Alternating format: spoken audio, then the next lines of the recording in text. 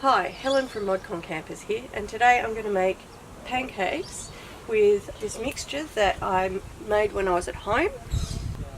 Because this has everything it needs in it, all I need to do is put it into the bowl and add some water, and we've got pancakes. Pretty easy.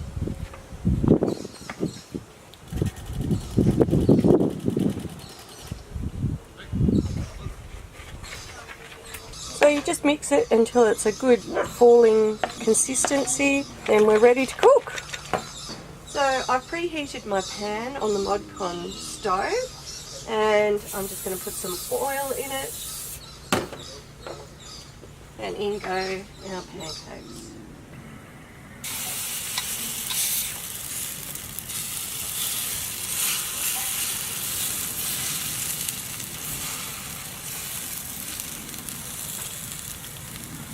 And cook until the bubbles start to form and pop.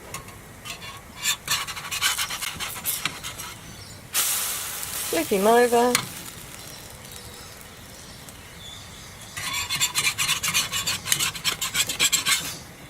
And breakfast served.